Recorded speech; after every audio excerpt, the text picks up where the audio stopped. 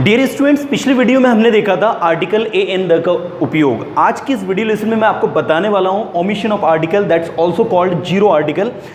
इसमें मैं आपको बताऊंगा कि कैसे आपको आर्टिकल को यूज़ नहीं करना है। अभी तक हम लोग सीखते आ रहे थे कि हमें कहाँ ए एंड द को यूज़ करना है करेक्टली, बट आज के इस वीडियो लेसन में आज हम डिस्कस करेंगे कि कहाँ हमें आर्टिकल यूज़ नहीं करना है। अब देखिए, होता क्या है कि कभी कभी एग्जाम्स में ऐसे क्वेश्चंस फिल करने को आते हैं जहाँ पर आर्टिकल नहीं लगेगा बट हम लगा के आ जाते हैं। वो ऐसा इसलिए हम लोग करते हैं क्योंकि हमें पता नहीं होता। आज के इस वीडियो लेसन में डिटेल्ड में आपको बताने वाला हूँ ओमिशन ऑफ आर्टिकल, जिसमें आपको ये बताया जाएगा कि यहाँ पर आर्टिकल आपको यूज़ नहीं करना है। तो फ्रेंड्स, हम बिना टाइम वेस्ट की वीडियो को स्टार्ट करते हैं और एक और बात, वीडियो को पूरा एंड तक देखते हुए आपको जो क्वेश्चंस दिए जाएंगे ग्रुप में, टेलीग्राम ग्रुप में, अभी ऑलरेडी मैंने जो फर्स्ट वीडियो अपलोड किया था उसमें करीब आपको 100 प्लस में क्वेश्चंस दे चुका हूं और अभी 100 के लगभग क्वेश्चंस और दूंगा मैं आपको।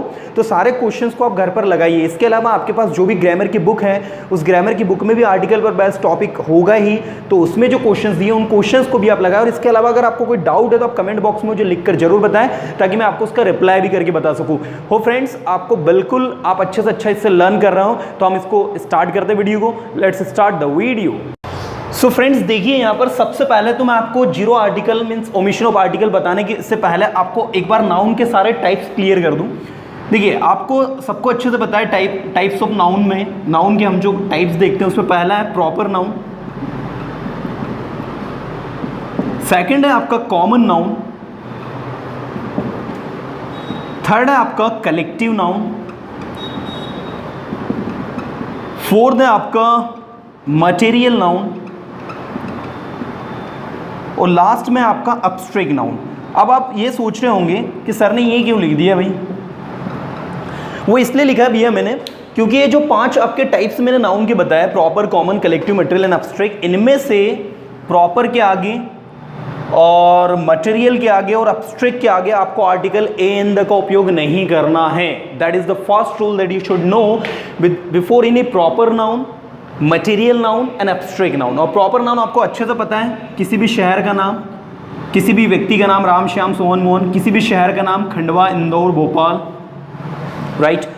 इनके आगे आपको कोई भी आर्टिकल ए इन द का उपयोग नहीं करना है। That is the first rule that you need to mind, that before any proper noun we don't have to use any article. Point to be noted.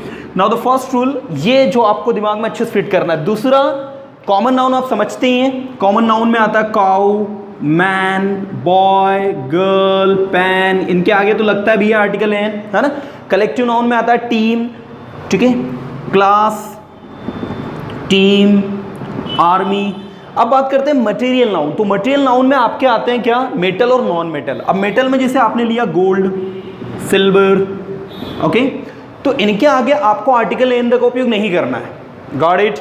आप ये नहीं बोलोगे the gold is very costly, the gold is very expensive metal, ये गलत हो जाएगा, it will be wrong. आपको सिर्फ सिंपली क्या बोलना है, gold is very expensive metal, आपको द नहीं लगाना है। लेकिन इसका एक्सेप्शन भी मैंने कल आपको बताया था कि जब आप बोलेंगे the gold of Africa is very precious, जब आप ये बोलेंगे मतलब ये अफ्रीका आपका क्या है, नाउन, गोल्ड क्या है, uncountable noun, uncountable noun, UCN, uncountable noun. तो ऐसी सिचुएशन में जब बीच में ऑफ लगा होता है दो नाउन के और पहला नाउन अनकाउंटेबल होता है तो उसके आगे हम द लगाते हैं। इसका एक्सेप्शन है, point to be noted, right. तो ये यहां पर हम इसको यूज कर रहे हैं। अब आप पूछेंगे क्या आप सर प्रॉपर में भी ऐसा करेंगे, तो प्रॉपर में ऐसा नहीं होता भी, आप ऐसा नहीं बोलते राम ऑफ अफ्रीका, अफ्रीका का राम, नहीं, ये गलत हो जाता है। तो मटेरियल नाउन के केस में यहां पर हम लोग इसको यूज कर देते हैं। जब ये ऐसे यूज होता है तो आर्टिकल द का उपयोग होता है, एन तो होगा ही नहीं कभी, है ना। तो ये थोड़ा सा कंसेप्ट आप लोग याद रखिए। इसके अलावा एब्स्ट्रैक्ट नाउन, एब्स्ट्रैक्ट नाउन मतलब होता है भाववाचक संज्ञा, जैसे मैंने कहा ऑनेस्टी,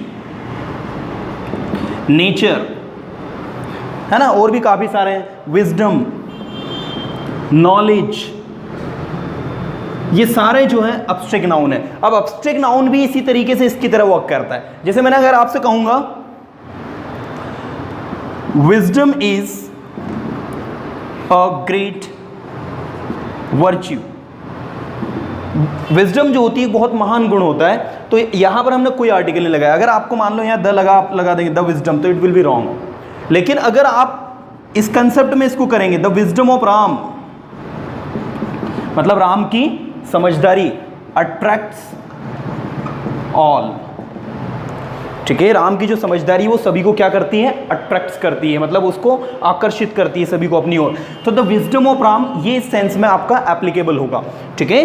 तो ये आप याद रखेंगे, पांचों नाउन में से मैंने आपको अभी बताया कि प्रॉपर नाउन, मटेरियल नाउन और अब्स्ट्रैक्ट नाउन के आगे आर्टिकल ए एन द का उपयोग नहीं होता है, और आपको ये भी बताया कि मटेरियल नाउन और अब्स्ट्रैक्ट नाउन में कब होता है।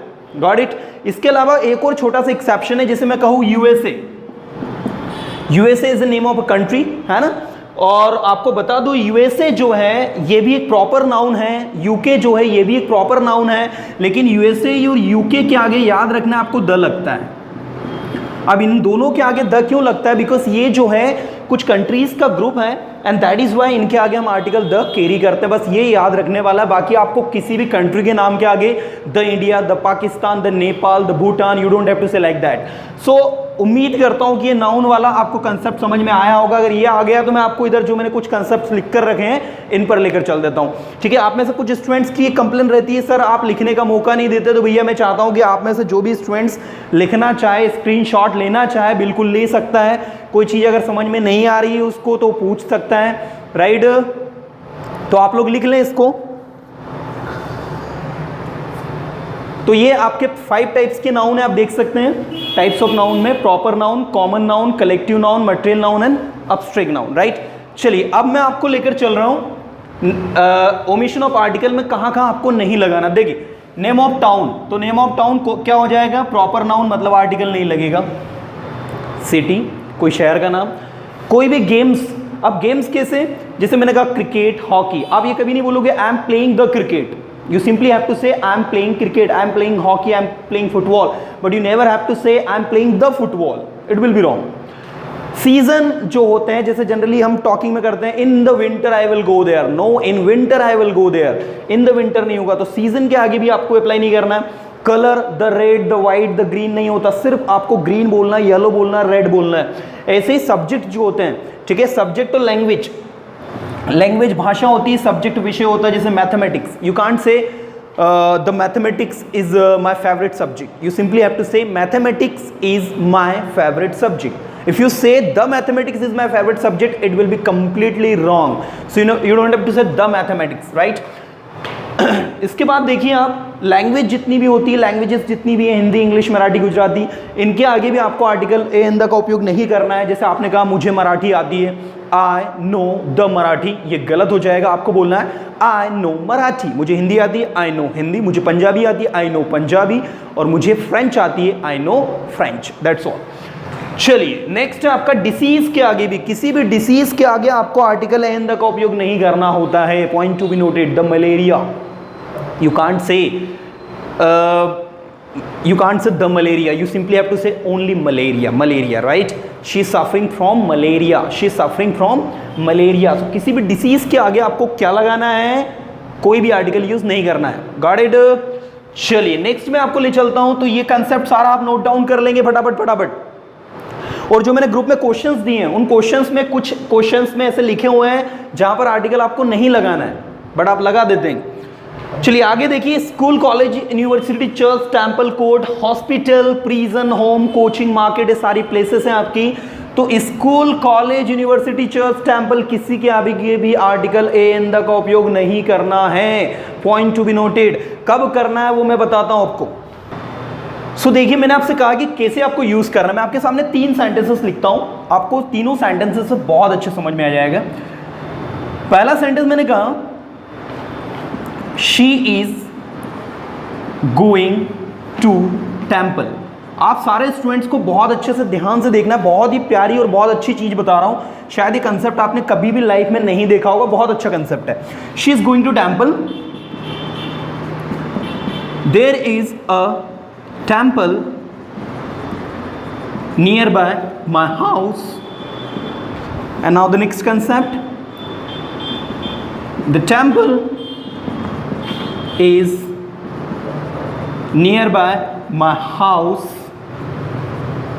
about which you are talking. Now you can see in this sentence, she is going to temple, there is a temple nearby my house and the temple is nearby my house about which you are talking. Here before temple we are not using any article, we are simply saying she is going to temple. There is no article, means here there is a zero article. Okay, यहाँ कोई article नहीं है. दूसरी ओर देखना, there is a temple, here we are using article A, there is a temple and the next sentence में हम use कर रहे हैं the temple. आपको बता दूं ये तीनों सेंटेंस बिल्कुल 100% करेक्ट है, इनमें किसी प्रकार की इनएक्यूरेसी नहीं है, तीनों सेंटेंस आपके करेक्ट हैं, राइट। तो ऐसा क्यों हो रहा है कि टेम्पल के आगे यहाँ कुछ नहीं लग रहा है, यहाँ ए लग रहा है और यहाँ द लग रहा है? तो उसके रीजन को समझना है आपको।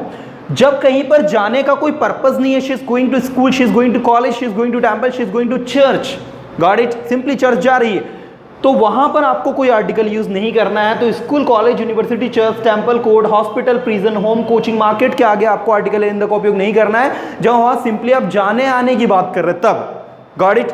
लेकिन जब आप कहेंगे कि मेरे घर के पीछे ही एक मार्केट है, there is a market, there is a grocery market, सब्जी मंडी जिसे हम कहते हैं, there is a market behind my house, there is a temple in front of my house, got it. तो जब आप एक पर्टिकुलर उस जगह को एक करके बना रहे हो कि there is a coaching, there is a home, there is a prison, there is a school, है ना, मेरे घर के पास एक स्कूल है, देयर इज अ स्कूल, मेरे घर के पास एक गवर्नमेंट स्कूल है, there is a government school nearby my house, तो वहां आर्टिकल ए लगाना है। तीसरी सबसे मेन चीज बात जो इसमें याद रखनी है द के लिए, जब आप एक निश्चित स्कूल की बात करें, निश्चित टेम्पल की बात करें, जैसे the temple is nearby my house, वह टेम्पल मेरे घर के पास में, about which you are talking, जिसके बारे में आप बात कर रहे हैं। इट मीन्स वही टेम्पल जिसके बारे में, about which you are talking, जिसके बारे में आप बात कर रहे हैं, वो टेम्पल तो मेरे घर के पास में, गॉट इट।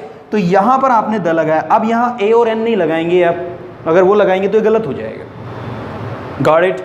उम्मीद करता हूं कि ये तीनों एग्जाम्पल्स की हेल्प से आपको इसका कंसेप्ट समझ में आया होगा कि कहां आपको आर्टिकल यूज करना है, कहां नहीं करना है। स्टूडेंट्स, एक बात मैं बता दूं, अंग्रेजी भाषा बहुत प्यारी और अच्छी भाषा है, ये समझने वाली भाषा है, रटने वाली भाषा नहीं। आपको रटना नहीं है आर्टिकल को, article is all about understanding.